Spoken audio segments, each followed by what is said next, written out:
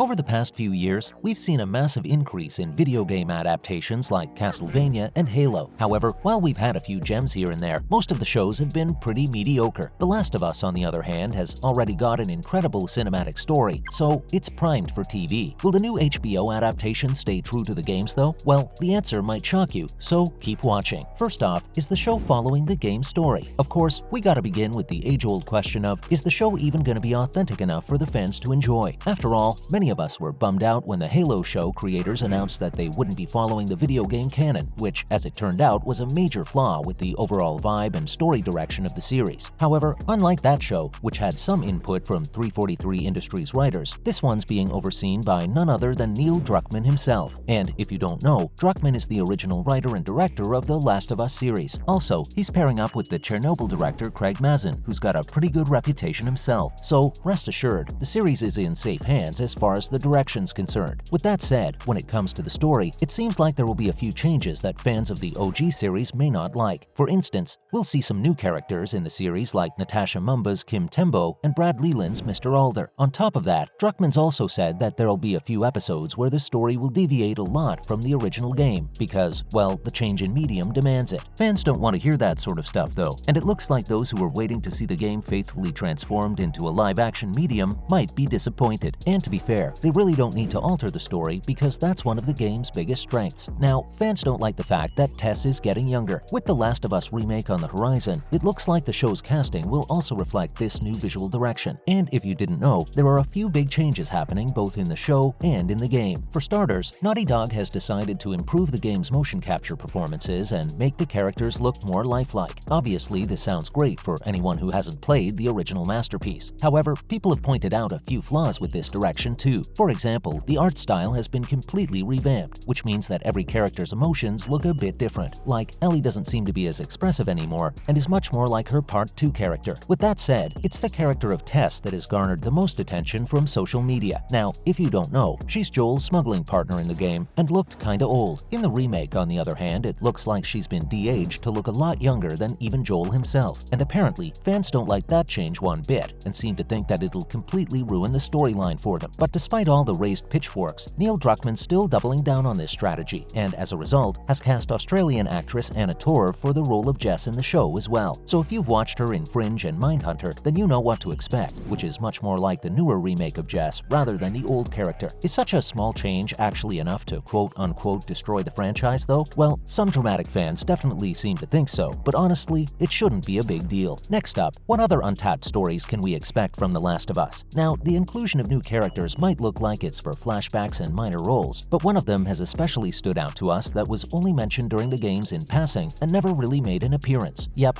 we're talking about Ellie's mom, Anna. In the original games, she dies just a day after giving birth to our protagonist and doesn't show up on the screen. The only thing we see of her is a letter that Ellie carries with her in the backpack and some conversations with Marlene and Riley Abel. However, from Neil Druckmann's hints, it looks like we're gonna go into the past to take a look at how things were during the initial years of the outbreak. Also, there's a chance that we get our first look at Marlene interacting with Anna too, since the two are known to have a pretty strong friendship before the events of the game. Plus, we'll also find out how exactly Ellie turned out to be a strong character as we know her today. Oh, and there's a very high probability that Anna's going to be played by Ashley Johnson, who, if you don't know, was the original actor for Ellie in the games. Besides, it'd be a nice touch for her to get a significant role in the show, which Druckmann has already confirmed, by the way. Also, what about the events of The Last of Us Part 2? We might be getting ahead of ourselves here, but we just can't ignore the things that went down in The Last of Us Part 2. After all, they kind of change how we look at some of our main characters, like Joel Miller, who doesn't hold the same wholesome dad energy after his encounters with Abby. So it's interesting that the showrunners have hired Pedro Pascal to play him. Why? Well, because the actor has kind of turned into this ultra-positive superstar who can't seem to do any wrong. Like, literally, people adore him. And after his incredible dad instincts in The Mandalorian, who wouldn't? Now, to throw that actor into a role that might turn a bit distasteful later on just doesn't feel right. However, it seems like the showrunners didn't have much of a choice either, as, according to several reports, Pascal wasn't even the first choice for Joel. Instead, they were looking to bring Oscar-winning actor Matthew McConaughey on board, who allegedly turned down the role due to reasons unknown. But of course, that doesn't mean that Pedro Pascal isn't fit for the role. If anything, many people seem to love this casting choice more than the original. It's just that little caveat of how the show will progress and walk through some of its later storylines. Up next, let's look at some other big names joining our cast. While details on the story story of The Last of Us show are slim, even if we expect it to be similar to the games, at least we have a good idea of what the cast looks like. For instance, we know that the lead protagonist Joel Miller's being played by the Mandalorian and Game of Thrones actor Pedro Pascal. Other than that, Bella Ramsey's casting as Ellie also seems to be quite popular among fans. After all, she's been in Game of Thrones like her co-star as well, which means that they've already got some chemistry working together. Now, when it comes to side characters, we also know that Ashley Johnson and Troy Baker, who originally played Joel and Ellie in the games, are coming to play undisclosed roles, and other big names include Jeffrey Pierce as Joel's brother Tommy, Nick Offerman as Bill, and Storm Reed as Ellie's best friend Riley Abel. So overall, it's a pretty stacked cast of stars who've played pivotal roles in other shows already. Oh, and they all look like their in-game counterparts more or less, which is also great to see. And finally, when can we expect to see The Last of Us on HBO? Alright, so we've been hearing about The Last of Us show for what almost feels like an eternity at this point, and judging from the state of some other video game adaptations like Halo, that's never a good sign. However, if you're worried about the fact that this show might suffer the same fate as Microsoft's effort, then you've got nothing to fret about. You see, HBO's really good when it comes to churning out high-quality shows. On top of that, Naughty Dog director Neil Druckmann's also shown that he's got the chops when it comes to writing a compelling narrative and directing it to perfection. Besides, a franchise like The Last of Us is already primed to be transformed into a live-action medium, which is something that couldn't have been said for a show like Halo. Oh, and we missed the most important detail. Yep, the show's already wrapped filming and is being edited somewhere as we speak. So actually, we're not that far away from seeing the show on our screens. In fact, we should expect the 10-episode series to arrive by next year, right after the release of The Last of Us remake. Now, whether it manages to deliver on its promises by launching us into a new golden age for live-action video game adaptations, however, remains to be seen. What do you think, though? Will The Last of Us show be good enough to be renewed for a second season? And do you expect it to follow the game's storyline? Let us know in the comments below. Make sure to give this video a thumbs up and subscribe to our channel for more videos like this. See you in the next one.